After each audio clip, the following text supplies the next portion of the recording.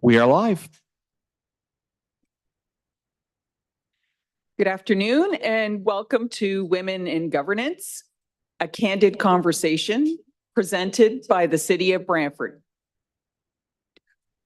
My name is Maria Visaki. I'm the City of Brantford's Director of Communications, Community Engagement, and Customer Service. And it is my honor and privilege to introduce the panel for today's discussion, all of whom are women in governance, who we thank profusely for being here today to share their experiences and unique insights.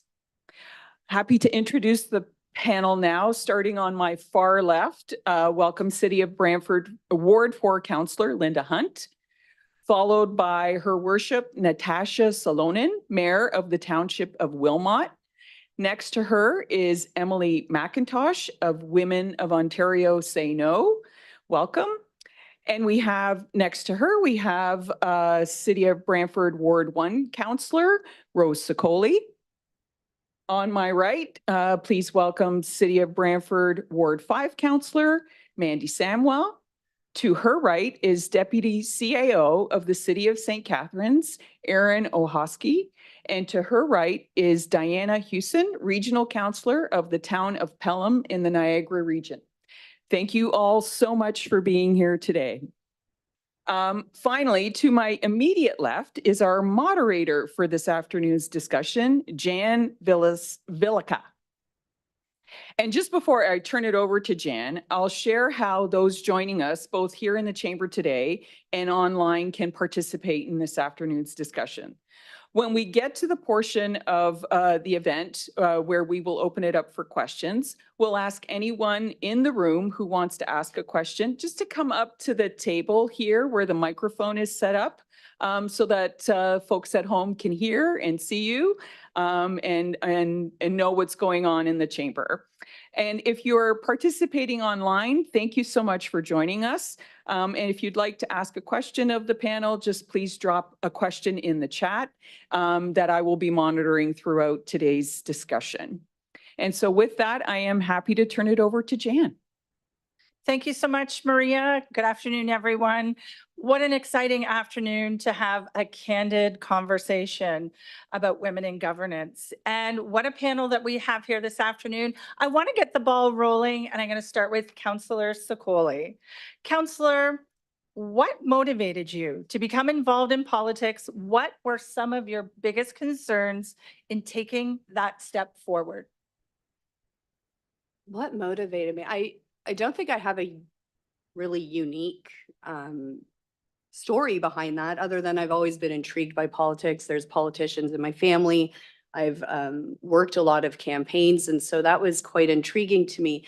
But when I moved to Brantford in 2008, and I really got involved in advocacy work with the Real Estate Association here in town, I noticed that the individuals that were elected to represent me didn't necessarily reflect me, right? So I didn't see a lot of women up here making decisions. I didn't see anybody who was a millennial making decisions on my behalf. And I felt like, you know, the conversation might go a little different if you had me up here.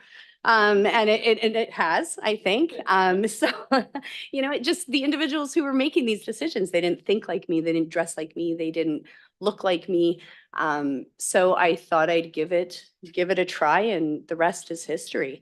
As far as the concerns go, I think for me, what I took into consideration was really had a lot to do with the arena of public opinion and judgment, and I have two daughters, and I am a mother, and I had to give a lot of thought to exposing them to that world as well, right? And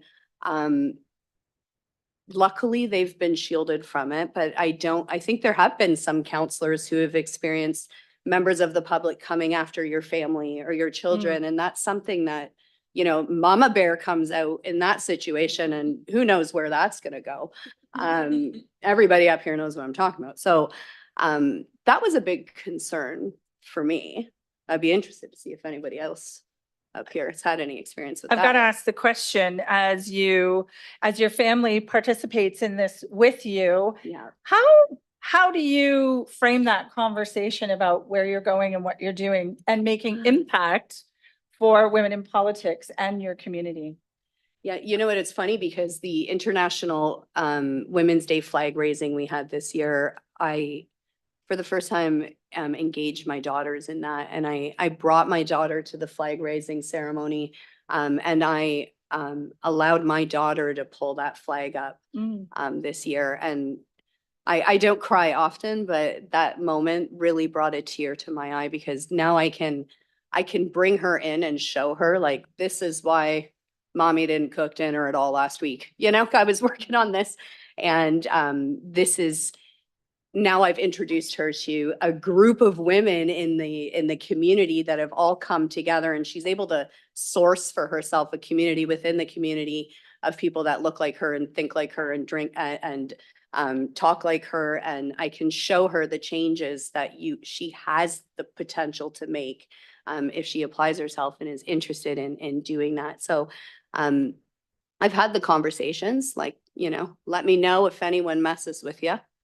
And really I'm trying to show my daughters the positive side of this and why all this hard work is worth it at the end of the day. Way to go, Counselor. You know. Counselor Hunt, I'm going to pose a similar question to you. What motivated you to become involved in municipal politics, and what were some of the biggest concerns that were in place for you before taking this step forward? So for me, I have 30 years experience volunteering and being involved in the community. And so my decision to run for municipal politics was an extension of that work that I have done over decades. And so that was really the, as I said, for me, it was like the next step of how I could be involved. I also felt that there was inadequate representation of females around the table, and was felt that I was in a position to run and get elected because of the work that I had done in the community, and so that was probably one of the biggest motivators. I think one of my concerns is that like a lot of people might think, oh, we show up here on a Tuesday night and we have a council meeting. But the time commitment is not that. You know, we just had a discussion around lunch, about, sometimes the length of a day. And if you're not retired, and in my case, I have 2 full-time businesses that I'm still running. And so probably one of my concerns around running was the time commitment, because I was well aware that it was not show up on a Tuesday night for a council meeting, and being able to manage that schedule as it is, which sometimes can be a very daunting task. An So. interesting lead into, as women, we are moms, we're driving people around the community. We've got little people taking care of our neighbors, our aging parents. And so I'll take the question to you, Councillor Samwell. What were some of the biggest challenges for you as a community member, but also the head of a household? What were some of those conversations that you had with yourself or your family to jump into municipal politics and represent your voice at the table? So I would say the time balance, I think, was a big piece of it, but we had a lot of conversations around our table before I ever decided to run about what that would look like. And thankfully, my family was very supportive. My husband campaigned with me every step of the way. And so I was able to really have that support at home. And I'm sure that there's a lot of other women that maybe wouldn't have had that same support. So I think that the balance of time and managing the expectations of everybody else would be a big piece of that. And I think it's also important to know when it's okay to say no, that you can't do that because you have these other things that you need to take care of first, and just being mindful of your own time. Counselor Secoli? When I heard you go and start on this, this is something that has irked me, to be quite honest. This is a candid conversation, right? Can we stop this narrative of we are women, we can do everything, and we just take on so much stuff? Because what's happened is, and what I'm finding is, we're taking on more and more and more, and we can do it all. And I run 4 businesses and I'm a city councillor and I have 2 kids, but we haven't taught men to take on more. So what's happening is we're taking on more. Sorry, I know this wasn't supposed to be man bashing, but this is the social life that, like, socially, this is how we're living right now. Is women are being taught that we can do everything, and we can, and we're showing that we can. But our spouses, our partners in life aren't being taught anything similar. So I'm running 3 businesses. I'm a city councillor. I'm going home and I'm doing the dishes and I'm cleaning the house every Saturday morning and I'm doing everything. And man comes home and cracks a beer and says, I earned a living today. So this is where we need to have, this is why these conversations are so important, because if us as women are going to take on more and more and more and more, the men need to do that as well. And this, I would like to hear if anybody has any stories on that, because this is something that's irked me. Mayor Solomon? Rose, that's funny that you ask that. So I'm at a slightly different stage in my life. I'm not married. In fact, I still live at home with my parents and I'm a caregiver for my dad with ALS. But one of my concerns going into this was, will I be able to find a future husband and be a politician? One, I will say that's proven to be difficult, but 2, it's been very interesting, actually, kind of on what you were saying, that I've actually had men be like, oh, well, you know, if we want to be serious, you wouldn't need to run again. Like, you don't need to be in politics. Like, you can just, you know, go be a secretary. I actually went on a date where somebody said that. I don't tend to share my dating life, but this is a candid conversation. So I mean, very fascinating perspective where some people come from. And on the point too, where you said, I think it's so true that we're taught to take on everything and we can just take more and keep on doing more. I find the expectations of the role not difficult. I knew what they were going into it. I'm the mayor of a township of 22,000 people. But in theory, my role is deemed part-time. And then I'm part-time as a Region of Waterloo councillor. And I mean, I've taken it on as a full-time role between the 2, but it's so fascinating. I was saying this weekend, I had a gentleman mad at me. He emailed me on Saturday. I was at a community pancake breakfast on Sunday and he said, why haven't you gotten back to me yet?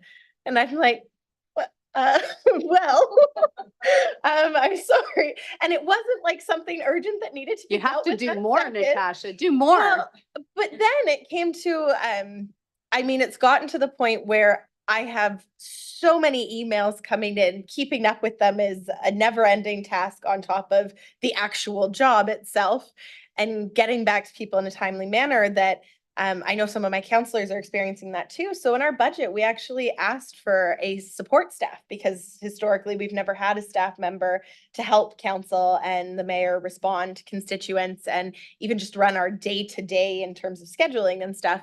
And it was a really awkward conversation, because you're there saying, I'm competent, I'm able to do the role, which I completely am, and I'm really enjoying the role, but also I need help. And so many people were like, well, all the mayors before you never needed help, but they were also retired single men or retired men with a wife at home making dinner for them every night. Very interesting. Because their wives were answering emails for them, let's Well, be real. actually, some of them were, is the funny thing. When I speak to them, their wives are like, yes, I do remember answering the phones for my husband when he was mayor. But So Mayor Solomon, how can we change that narrative well, I don't know. from if your I- perspective? Yeah. Which narrative in particular? I think we brought up a few of them. When you're thinking about managing everything yourself and the comparison to your predecessors, Mhm. how do you change that narrative so that it can move forward to introduce more women into roles such as our panel? What is that conversation that needs to be had to give you the support as mayor, as a municipal official, and not just as mayor, but any woman who is looking to come into municipal politics? Mhm. How can we change that narrative to give them the support? Yeah, that's a great question. And I mean, I can only speak from my experience. And so I really advocated for getting a support role, but I didn't say it necessarily as myself. A big thing that I'm focused on is how do we get more women and people of different diversities and also age groups represented in council? And I find a lot of it is the lack of support is a big hesitation for people to put their name on the ballot. So part of the way of pitching this role for support for council and myself is we said, this is setting up for the future for anyone to have the opportunity to walk into this position and know that you're not just going to be overwhelmed by 22,000 people reaching out to you all at once. Some days it feels like. And so building in those supports to make a system where people can be supported. And I mean, some of it too, some of my counselors who aren't having issues with that, but for example, might be of a different age demographic and aren't super literate on social media. They want help with that. And I know a lot of people I've spoken to who said, oh, I'd consider running for council, but I'm not good at social media. Building in those supports into the system so that people know when you enter this role, you're not going to be alone. That's where we've really focused the conversation on. And I mean, I'll happily say we successfully did get the role added to budget. So Bravo to you. We were just talking about building a dream team. right. And if you can put that in place in your community so that those are feeling more supported coming into municipal politics, bravo, good for you. Fantastic. We have Councillor Hewson. Thank you. I just want to add to that. I think we also have to be, I mean, it's really important that we see women in these roles and in leadership positions, and women can vision themselves leading their communities in this way. So it's important for women to put their name forward. But I also think we need to be really careful about the narrative. There is some negative aspects to politics, and you do need thick skin at times. But I will tell you, this was the best thing I ever did for myself in terms of expanding my network, in terms of my my professional growth, in terms of expanding my knowledge, in terms of how my community works and around policy. These are fantastic jobs that you can really grow in, both personally and professionally. So I think we have to be careful about talking too much about the negative aspects of politics and talking more about the potential for leadership development, and also the way we can frame policy that actually affects people's lives. We have the power to do that, and that's an amazing thing. So Councillor Hewson, for those who are sitting in the seats who are participating with us this afternoon, if you were to give one bit of advice, if they're thinking, gosh, should I run in the next election? Should I be looking for a position that represents women and those who identify women in politics? How do I move forward? What are the steps that I take? How do I start putting my hand up? What would be some of the suggestions that you would give? So first of all, talk to a sitting councillor. I'm sure any woman on this panel or any woman at any council would pick up the phone and tell you what it's like to be a councillor, because these jobs are not for everyone. I will clarify that. However, it's a specific type of work you need to do. You need to be great at communication. Your interpersonal skills are very important. Relationships are really key, especially if you're trying to get actionable items through a council. You need to do a lot of reading and know your stuff so that you can present yourself well and convince others to take your side on things. But if you're attracted to leadership, you like making a difference in people's lives, you have no problem being in the limelight because there is a very public aspect to this job, then absolutely you should be considering this job, because we need more women in these roles. Thank you so much. Deputy CAO Ohosky, my apologies. No problem. Yeah, and so I'm not a politician, and hats off to those who put their hat in the ring, because the type of exposure. And I think all municipal officials and governments are operate in a fishbowl, but certainly the elected representatives are on the front line. So I want to acknowledge that. And then offer kind of a perspective from the staff side of things. So I haven't ever made the decision to get into politics. I think though, on the staff side, it is a really intentional decision to decide to put your name forward to be a municipal executive. Because although you aren't as exposed to the commentary as some of the elected officials are, there is some exposure there. And I want to build off something that Councillor Sokoli said, that it's tough to convince yourself you can do it all. And so when I decided, you know what, I'm no longer someone who supports executives. I am an executive and I'm going to make that conscious decision. The next step was, how can I do it without thinking I have to do it all? So I was very selective and a little bit selfish in deciding the type of table I would choose. I wanted a table where half the leadership was women, which ours is, not at the council level, but at the senior leadership level, because I applaud women who go to tables where they don't see themselves there. It's exhausting. It's exhausting to spend all your time and energy trying to convince others you deserve to be there. And I didn't want to put myself in that position. And as someone who's leading on the administrative side, my job is to make sure women, people who are underrepresented, because although we're really great from a gender representation on our senior leadership team, we're not great at representation from BIPOC communities, LGBTQ+ communities as it relates to our senior leadership team.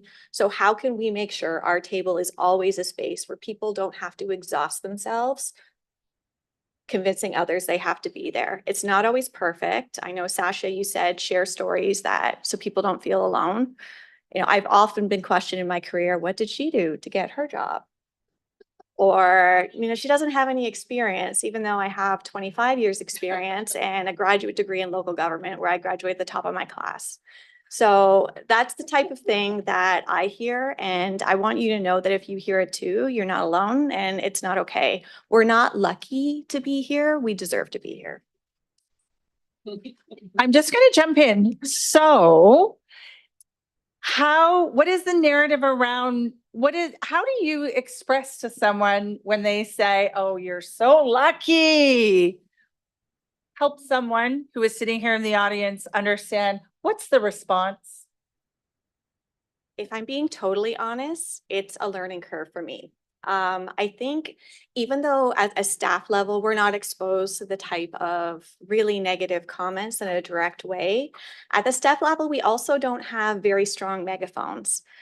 So it's been a really hard learning curve for me to convince people around me, you do not have to shrink to make other people feel bigger, while at the same time really upholding that we're public servants and we're subordinate by nature. So that's a learning curve that I think has been challenging, that others on my team are definitely helping me through and encouraging me to be more vocal about that, because it's not just about me, it's every female in our organization and our sector. So it's definitely been a learning to be able to stop it when it happens. Right. And I think, folks, just last week, someone that I support, someone interrupted me in a meeting and she said she wasn't here for it. So us being allies for each other, I think, is so tremendously important.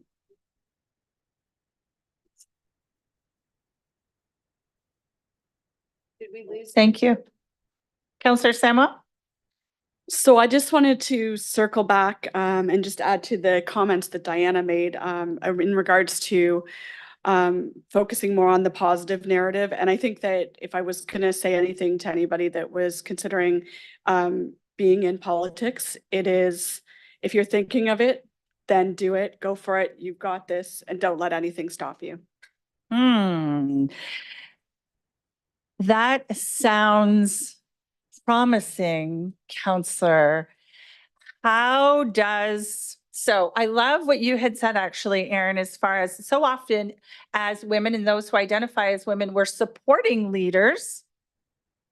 But how do we take that step forward to say, like, I am a leader. I'm in that spot now. I've deserved this space. Counselor Samuel, how do you address that? To say it's okay to step into the light. It's okay to say, it's my turn to represent my community. You and I were talking earlier about your ward and how you've been very active in your ward, and you decided it was time to represent my ward. I think feeling like you're ready and to step into that light and to own that is very difficult, to be honest. But I think that if you feel it's important and you know that that's what you're meant to do, then it's important to not let anything stop you. I know for myself, when I was getting, even considering taking on this role and running for council, one of the things, there was a pivotal moment actually when I was on a neighborhood meeting and a former councillor had said, the election is coming and make sure that you vote for someone who's moving the direction that you want to go. And I thought about it and I didn't see anybody going the direction that I wanted to go. And so it was very important to me to make sure that I ran for council and was able to represent the true voices of the citizens that I represent and making sure that those voices were heard. And I think working towards feeling like you're ready for that role every day and telling yourself that, and making sure that you surround yourself with people that are also working towards those same goals is very important. Thank you. Counselor Hunt? Yeah, so I want to, circle back to this whole concept of women in leadership roles. That I feel throughout my career, I have been in leadership roles. I've sat in countless boardrooms where I'm like the only female on lots of volunteer boards and committees that are, again, not gender balanced. And really stepping into your leadership capacities is very important. And that's one of the what I feel key skills that was important to have when considering running for a role as a municipal politician, was that you had those leadership skills. So I think that is something I would certainly say from anyone that's considering, is this something you want to do in your future, is, be willing to embrace those leadership roles within your communities and within your careers, because those leadership skills, will never be a waste of your time. The further you develop your leadership skills, the more skilled a leader you will actually become. So it's good to. I want to thank Councillor Houston for bringing forward that, and it is a positive role. I mean, I don't think anyone sitting around the table got dragged into file nomination papers. We decided to do this for a reason, and so it's important for us to, kind of embrace. I mean, hey, you spend the money, you do the 3 months of hard campaigning, and then you get elected. And so you did what you set out to do. You filed those nomination papers, you ran a campaign, you got elected. And so now that you're in the role, really you're here to do what it is that you set out to do. And that really is, for me, I think what's important is for us to bring leadership, specifically women in leadership roles, to the table. Counselor Sicoli? Yeah, and this is why we need to make women in governance a strategic priority for municipalities, right? Like, this is why women can take a sack of bricks and turn it into a house. This is what we do, right? We do it with our homes, we do it with our children, we do it within our community. We have this unique ability to show up and just blow the cap off our gender silos and start doing anything that's before us, and we make it happen. And one of my favorite things that people say to me when every year I bring my International Women's Day resolution forward, and there's always one guy on social media who's like, where's International Men's Day? Like, always there's the one guy, right? And I have a great response because there actually is an International Men's Day. It's November 19th, but none of them can get their crap together to organize something, right?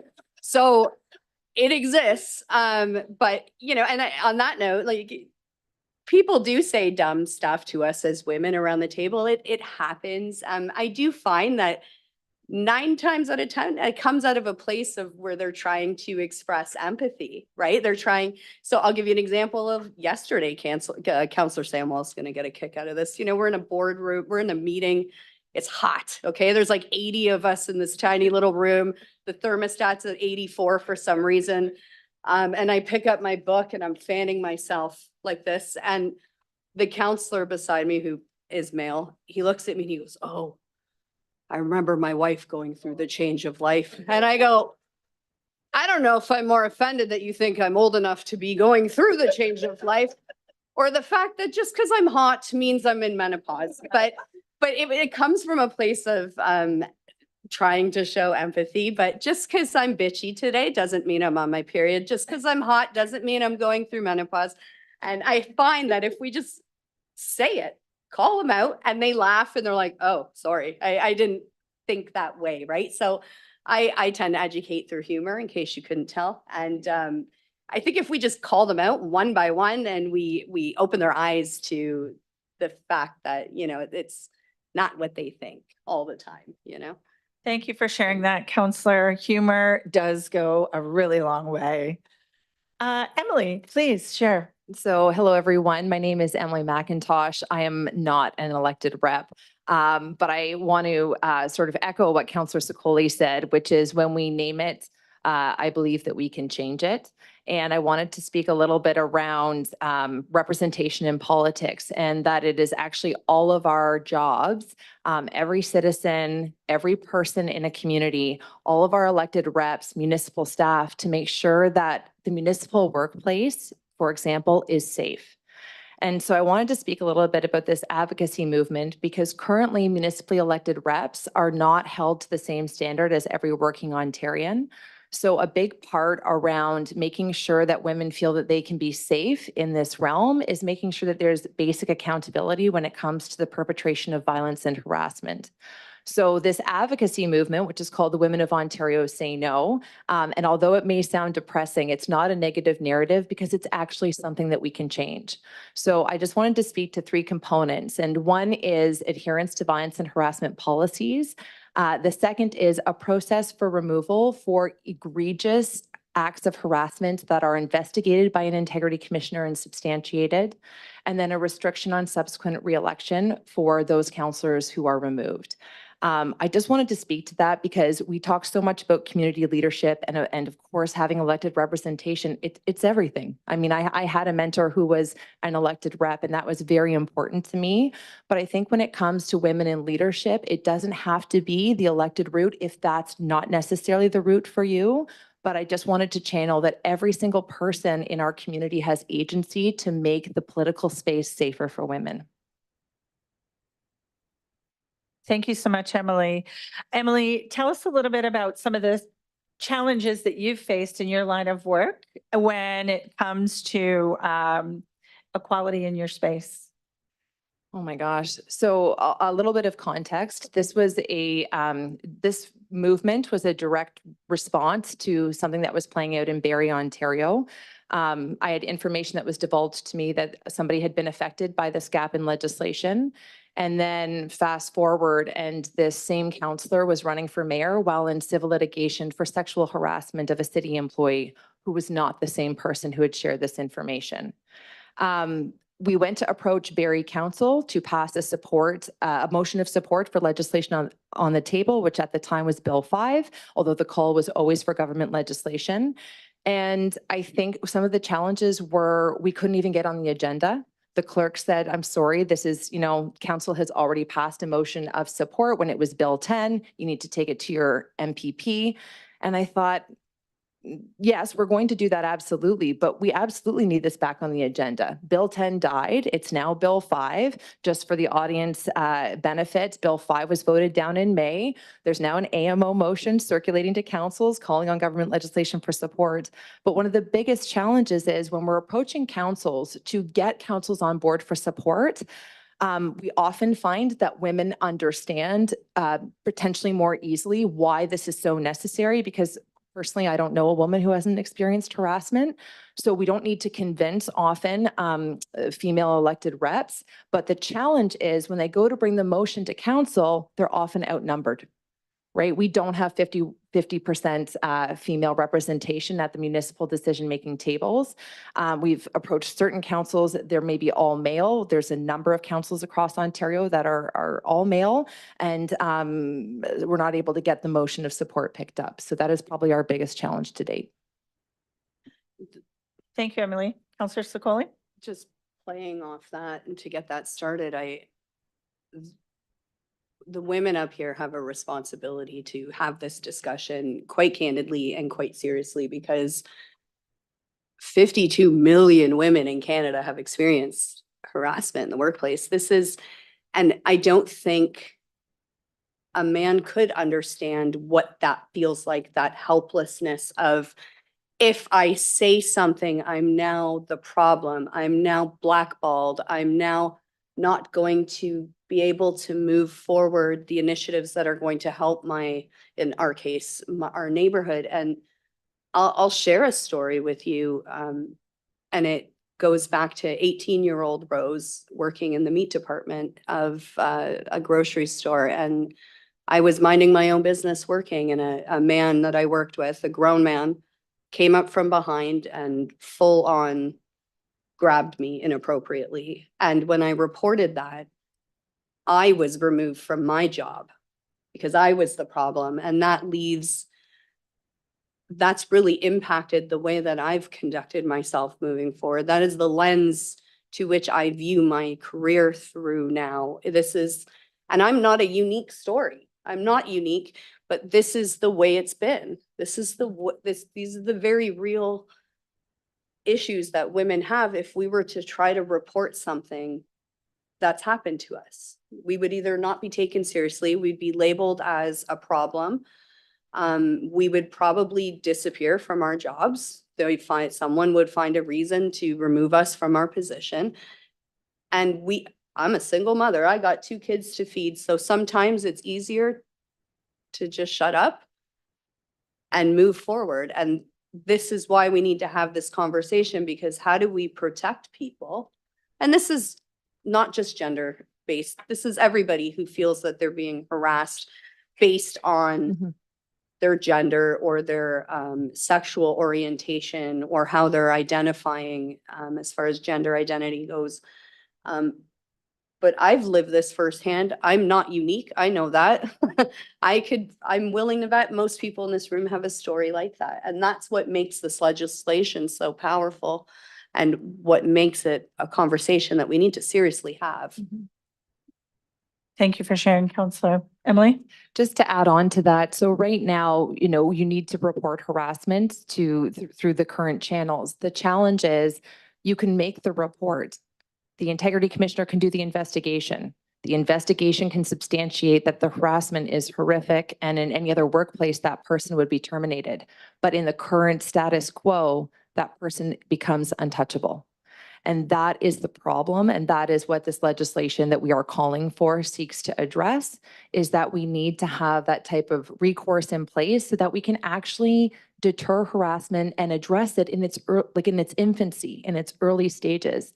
But I wanted to sort of add on something quickly from what Erin said, which is feeling that it's okay to speak out.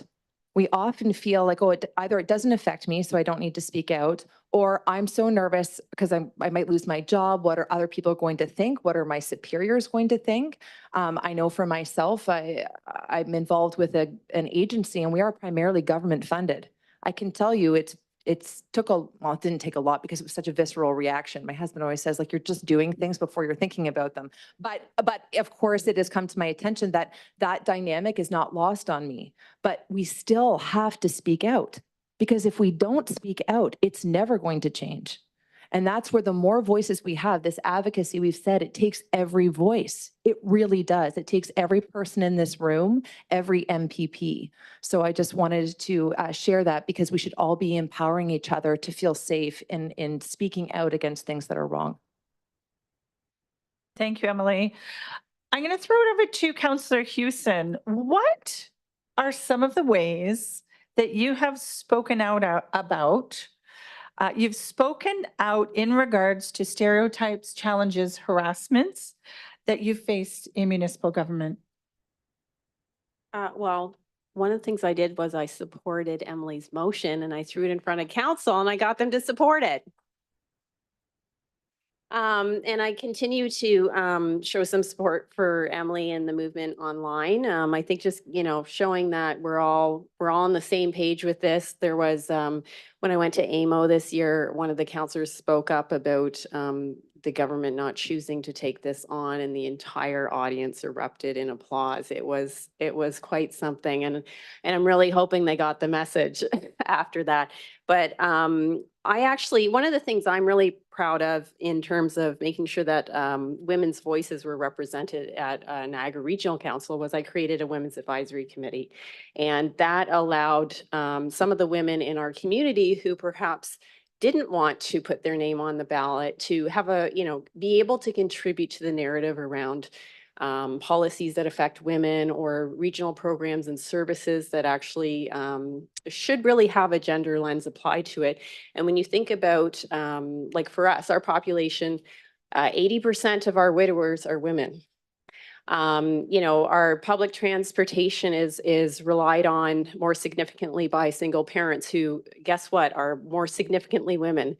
So when you think about, our long-term care homes that we're running, our seniors services, our public transportation, all of these things should have a gender lens because they apply to different populations in different ways. Being able to help infuse that lens into our policy making was a really important goal for me, and I did that in my first term, so I feel like, woohoo, did it. Congratulations. And what an empowering feeling for those women that you're giving a voice at a different table to be able to participate. I'm going to put a similar question to you, Deputy CAO Hosky. What are some of the ways that you have spoken out against the stereotypes, the challenges, the harassments that are identified in administration? Yeah, thank you for that question. And I think both, I think what's so important is to be able to have these conversations with people, especially people who maybe don't have the pronoun she, her, to try and even the most supportive allies sometimes don't experience what we experience because they haven't been in similar situations before. So I think where I work, and one of the reasons why I chose to sit at the table that I sit at, I have, a partner in the CAO, an amazing mayor who I can go and say, listen, there are things happening. They're not as egregious, thankfully, as would be covered by that legislation. But even commentary and, what might be seen as gaslighting or microaggressions, which traditionally would have been seen as, oh, well, it's, politics or it's municipal government, you need a thicker skin. It's still not okay. Any commentary that's meant to make someone feel smaller on purpose, to make someone else feel bigger is not okay. So when those things happen, we debrief and with our senior leadership team, with the CAO, with the mayor to say, hey, did you see that happen in this meeting? Like, how would that person have felt? How might we do that differently next time? Because I'm very fortunate, not to my knowledge, and I hope we have enough of a safe space in our city that people would come forward, that we wouldn't have very egregious acts within our administration or against it. Certainly we would act on it if it happened.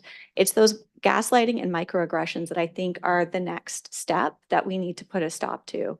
So everything from being allies to each other, understanding that, yes, I'm a woman, but I don't have other dimensions of my diversity. I have a responsibility to invite others at the table who do have different dimensions of their diversity to understand their perspectives, because I haven't walked in their shoes. So creating those tables within our administration to say, listen, we know our organization isn't traditionally diverse. We know we have to build trust and confidence for those who aren't represented at the leadership table to inform decisions that are made. but making it crystal clear that we have an unwavering commitment to address those comments when they come forward.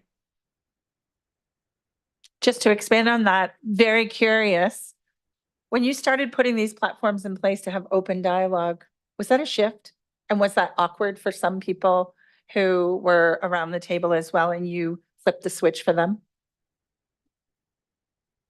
It was interesting. And it's not because people, from my lens, or I don't know if they would tell me if they did, were opposed to it. It's just not seen as core municipal business. It's like, well, we fill potholes and we deliver swimming lessons. Why do we have to spend money on diversity? It's like, well, because legally we have an obligation to make sure people can show up as their authentic self in the workplace. Also, there's a war for talent in the municipal sector, and I hope everyone up here probably sees that. Gone are the days where you put up job postings and people apply en masse. You really have to convince people you're a great place to work. And thirdly, and from my perspective, it's just the right thing to do.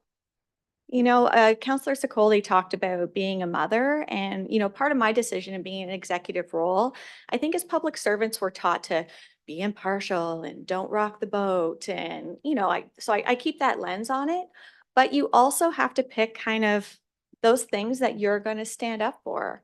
And for me, I mean, in the organization I work in, everybody knows that, you know, health and safety in the workplace, diversity, equity, inclusion, and procurement is the third one, but that's just a me thing.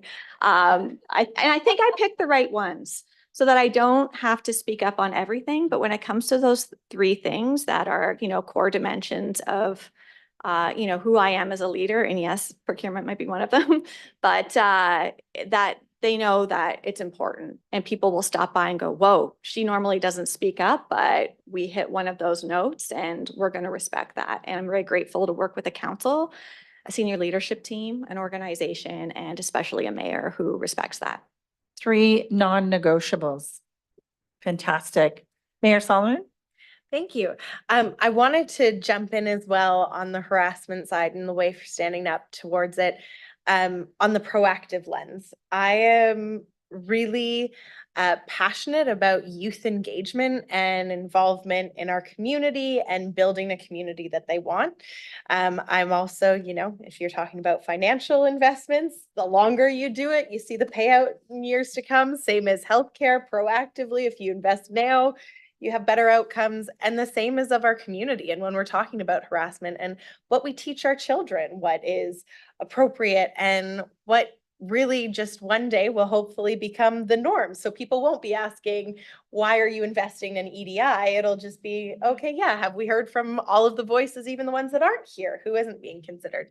And I think it's really important. And I think it's a role certainly that council should be a part of, is getting that youth engagement and youth voice and setting good examples for people.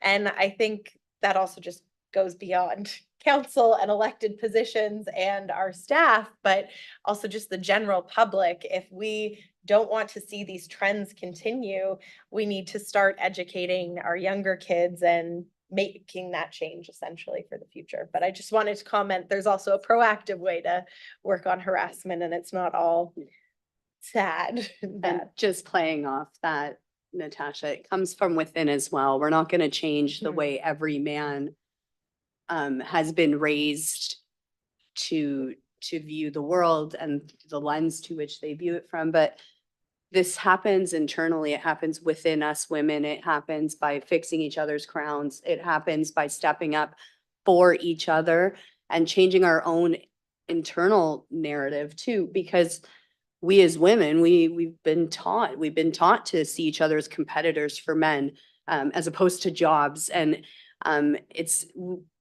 it really has to come from within us. And it's something that I've just personally been working through myself, and my therapist is making a pretty bank off it. But, you know, just really changing our own internal dialogue, as well as, you know, changing the way the youth are perceiving this to be, and making sure that we're stepping up for each other as well.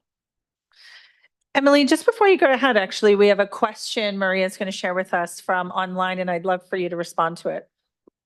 Wonderful. Thanks, Jan. Just building off what the panelists are discussing right now, one of the attendees online has asked, I think it's important to expand on this. It's not always just men that are harassing women. There are times when 100%. women are bullying and harassing other women. How can we deal with that? So the wonderful news is this legislation, I don't want to say if it's passed, I want to say when. I'm a big believer in manifestation. It will benefit every single person in Ontario. And we believe in that because this didn't start just because it happened to somebody I knew who was a woman. This started because it's not right. So the benefit is everybody in Ontario will benefit. I do want to speak to the name because at the time that this started, someone said, you know, Emily, you're going to get a lot of pushback if you call it the Women of Ontario Say No. I said, well, I'm not calling it the People of Ontario Say No because as reported in the media, women are about 95 to 96% of the victims, and we are not 50% of the decision makers at the municipal table. That's why we kept the name. But outside of that, there is an inherent power dynamic that I think if we don't acknowledge, then it isn't actually that necessarily that helpful. But what I want to express is that we are behind every single person who's experienced harassment, irrespective of how they identify.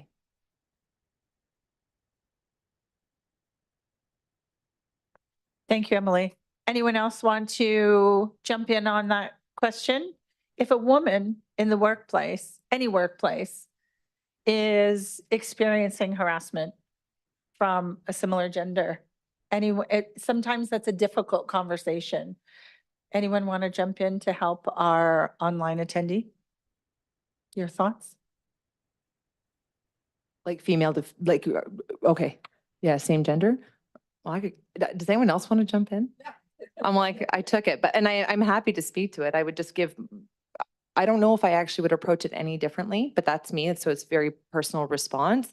I think everyone has a different way of going about things, but I think, you know, you speak your truth quietly and clearly and you work to resolve an issue always, right? And if you have that relationship, but other than that, you're going to look at your other supports and other allies to help guide you and those mentors. That's what I would say.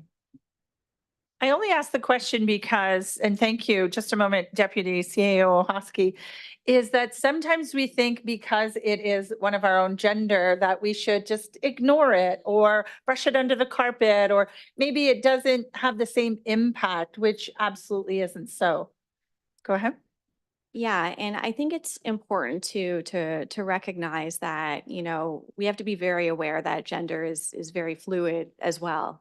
So I think it's anyone who is experiencing comments that are designed, either egregious or not, to make them feel smaller in order for others to obtain power is not okay.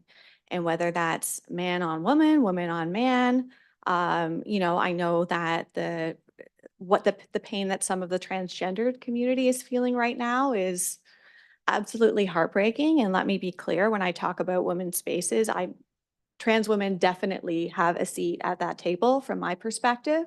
So I think it's important to keep that in mind. If someone is making someone else feel uncomfortable or small in the workplace in order to curry favor or power for them, it's not acceptable. Thank you. So I'm going to put a question out there. I'm mindful of time and I want to make sure that we get some different voices on this one. Why are women, those who identify as women, why are these voices needed in government? Isn't that what we've been talking about? Why is it so important? And how can we encourage more women to get involved? Councillor Hunt? Well, let's face it, gender diversity and gender balance around any table is important to bring a balanced perspective. So we live in a world where politics is primarily the perspective is that of male, and I think historically has been that of male. And so we need to elevate the female perspective in the political arena because I think as somebody said, I mean, we're not 50% represented, and yet it's women that are voting. It's decisions that are being made on our behalves. It's programs and services that are needed by women, whether they be seniors or single women or persons with disabilities. I mean, just anything. We need to have the balance of the voices at the table. And so that, in my mind, is one of the real reasons that we need to do as much as we can to empower as many women as we can to get involved. Mayor Sullivan? Thank you. Just leading off of that, I would say council, as well as any level of government, makes decisions that impact your life. Whether they are day-to-day services that you get through your municipal government, from your water, wastewater, to your public health services, to the programming over at the library, or all the way up to federal and provincial legislation that literally governs what you can do as an individual and potentially as a citizen of the country. So because it impacts your life, you should be represented. And well, honestly though, and I mean, it is about a 50-50% population demographic between men to women.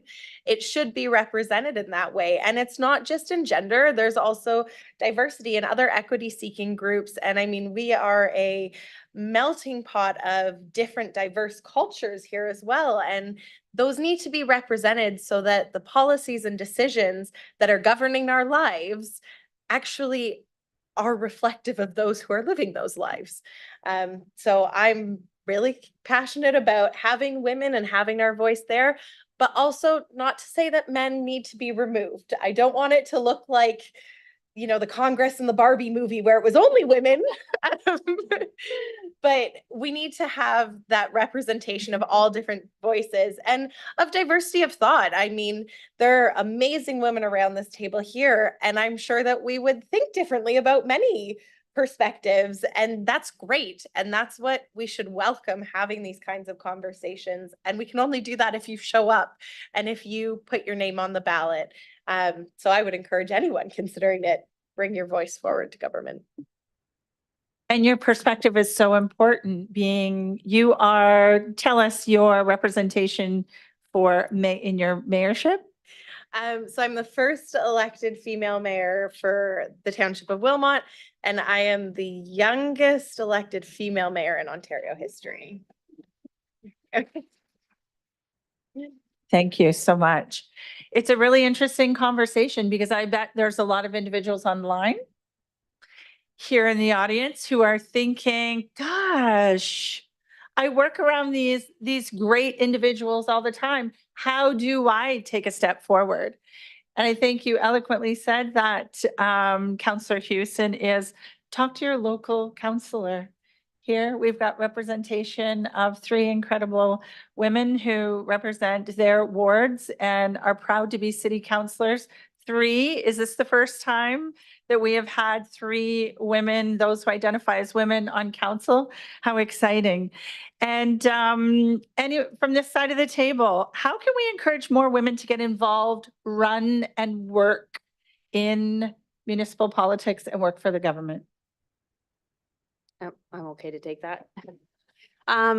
Yeah, well, I'm going to tell you something that we did in Niagara. And when I first ran in 2018, it was because we had a very controversial term. There was only 4 women out of 32 councillors on our council, very minimal representation.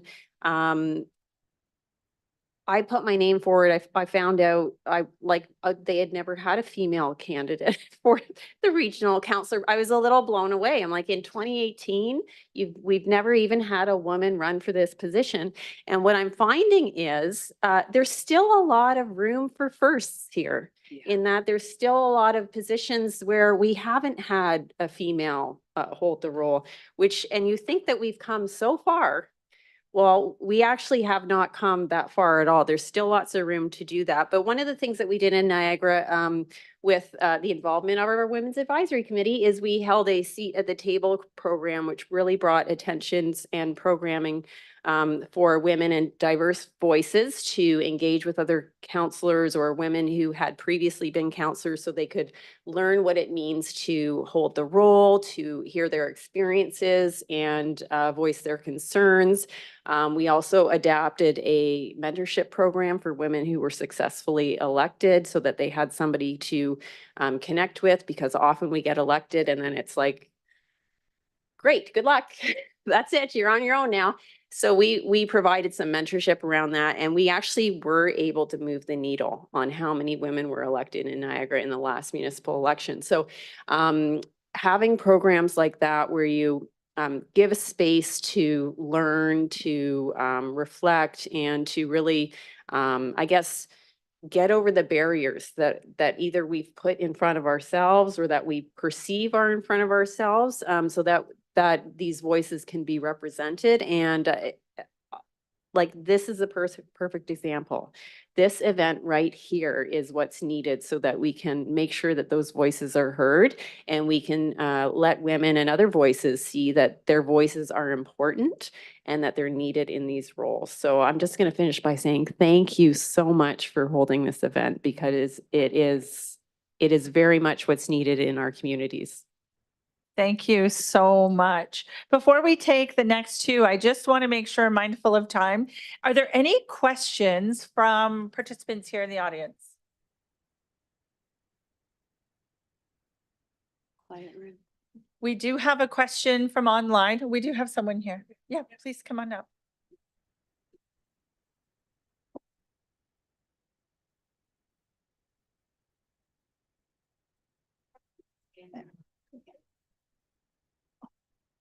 I can sit. Thank you so much for having this event. It's a very interesting event to attend. I don't agree with banging one gender to increase the visibility and the prominence of another gender. It's as bad as what's going on now. But I do totally agree with Mayor Solomon, I'm sorry, that we need to get this message out to the youth. That's the important thing. There are not enough young people running for office now, and there are not enough women that are aware of what's going on and that see panels like this and realize, hey, I could do this someday too. And I really think my big concern is that we are not making it visible enough for the young people, and that's where the next group of leaders are going to be coming from. We have to get them younger and get them involved and committed. That's the critical thing, is that we get young people, men and women, involved and committed and buying into being a part of the community and helping with community government. It's a critical factor for the next few years. That was all I wanted to say. Thank you so much. Thank you for coming here this afternoon. And what a delight to hear your comments and you saying, hey, I could do this too. Thank you so much for being here and encouraging all of us who are up here this afternoon. And I look out and I see mostly when women are those who identify as women here in the audience this afternoon. We love having this conversation for you. A question online? Thanks, Jan. Yep. There's a question from Brooke, who asks, how do we develop, maintain, and enhance male allyship within governance in efforts to meaningfully address the root cause of systematic inequities and advance strategic initiatives?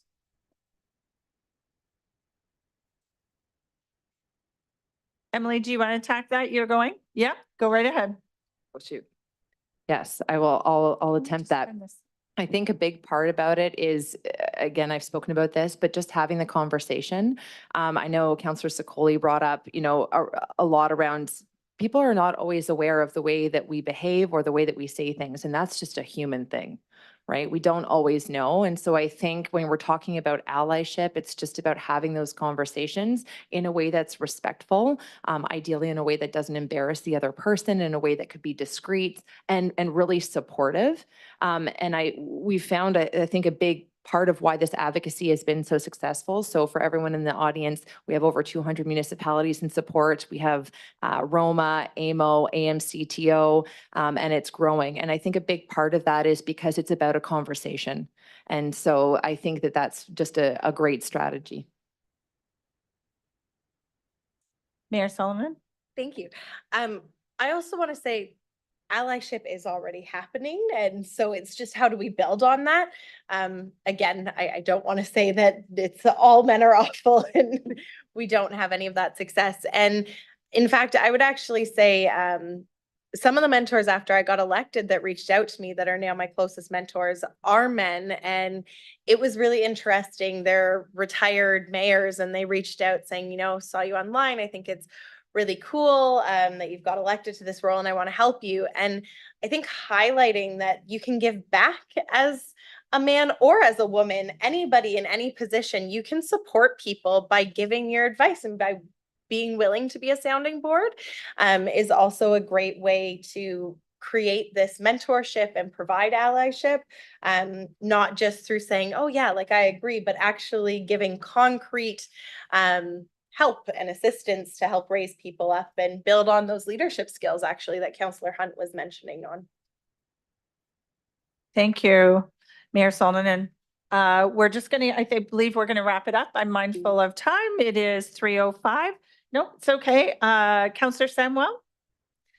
So I just wanted to add to that another opportunity to look at ways to be an ally that maybe isn't considered as often. But when we're looking at bringing in more women's voices around the council table, an opportunity to be an ally is being a voter and the power that you have to balance who's sitting around the table and who's representing you. And so when you see that candidate come along that is the right choice, making sure that you're getting out to vote to really help us balance that the council table. Thank you. That couldn't have been better planned. Thank you, Councillor. Well, thank you so much, everyone. Maria, I'm going to let you take it from here, but what a powerhouse panel. It's been an absolute pleasure moderating for this afternoon, and thank you for giving of your time to be here. Thank you so much, Jan. Fantastic job. And thank you again to all the panelists who joined us this afternoon. I know I'm inspired and I hope that people in the audience and those who have watched from home are as well. There's a little tote bag with some little Brantford gifts of appreciation. Thank you so much for your time and your wisdom and for sharing your unique experiences. I really do think that many people will benefit from this discussion and I hope we can continue the conversation. Thank you so much.